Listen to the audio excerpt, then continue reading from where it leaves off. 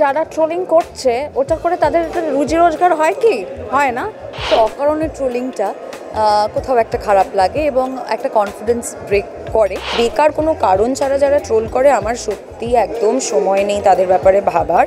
কারা ট্রোল করছে তারা আমার বাবা মা ভাই বোন আত্মীয় পরিজন কেউ নয়, তারা আমার হয়তো সম্মানীয় দর্শক। আমার বিয়ে হয়ে গেছে আর আফসোস করে লাভ নেই, যা আমাকে আর এফেক্ট করে না, মাঝে মাঝে বিরক্ত লাগে, ডিলিট ব্লক করে দিই। বর্তমান সময়ে সোশ্যাল মিডিয়া কিন্তু প্রত্যেকেরই জীবনের একটা অঙ্গ, কিন্তু এই সোশ্যাল মিডিয়ায় চোখ রাখলেই সবার আগে যেটা চোখে পড়ে সেটা নেগেটিভ কমেন্টস বা ট্রোল।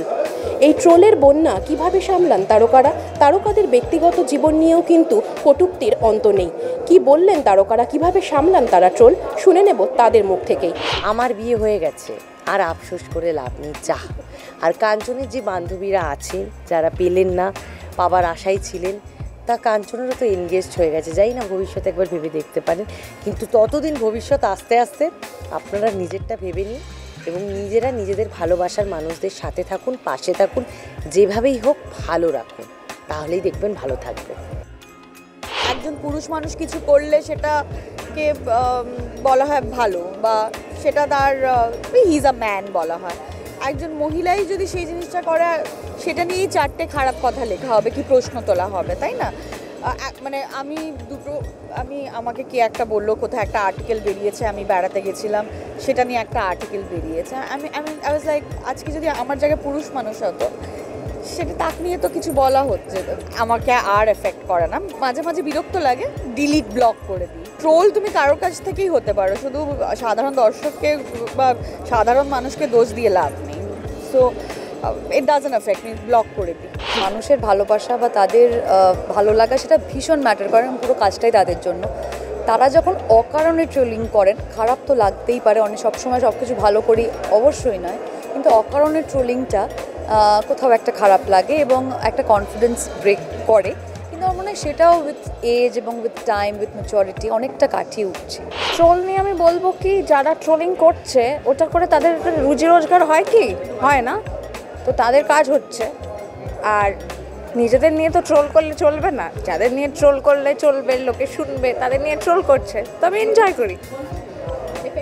না, এসব এত লোকের কথা এফেক্ট করলে তো বাঁচতে পারবো না। আমি পাত্তা দিই না, সরি, আমি একদম পাত্তা দিই না, বিশ্বাস করো। সারাদিনে অনেক কাজ আছে এবং এই মানুষগুলো যারা মানে যাকে আমি চিনি না, তাদের নিশ্চয়ই আমি কনস্ট্রাকটিভ ক্রিটিসিজমের কথা আমি বলবো না, কারণ দ্যাটস অলওয়েজ ওয়েলকাম, কিন্তু বেকার কোনো কারণ ছাড়া যারা ট্রোল করে আমার সত্যি একদম সময় নেই তাদের ব্যাপারে ভাবার, কারণ তারা অত্যন্ত ইনকনসপিকুয়াস। আমার লাইফে তাদের কোনো জায়গা নেই।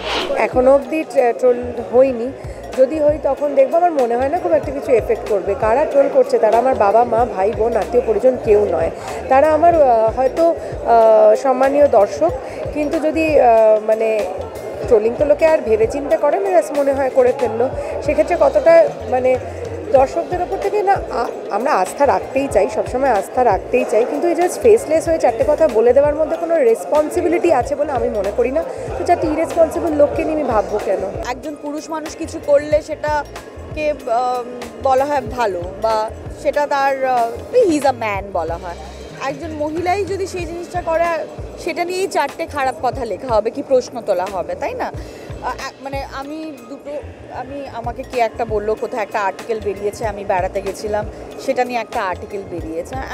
আই ওয়াজ লাইক, আজকে যদি আমার জায়গায় পুরুষ মানুষ হতো, সেটা তাকে নিয়ে তো কিছু বলা হচ্ছে, আমাকে আর এফেক্ট করে না, মাঝে মাঝে বিরক্ত লাগে, ডিলিট ব্লক করে দিই। ট্রোল তুমি কারোর কাছ থেকেই হতে পারো, শুধু সাধারণ দর্শককে বা সাধারণ মানুষকে দোষ দিয়ে লাভ নেই।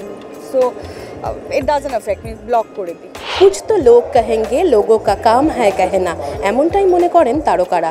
তারা নেগেটিভ কমেন্টস বা ট্রোল নিয়ে মোটেও ভাবিত নন, এমনটাই কিন্তু শোনা গেল তাদের মুখে। এরকম আরও বিভিন্ন আপডেটের জন্য অবশ্যই চোখ রাখুন আর্টিস্ট টিভি এইচডির পর্দায়।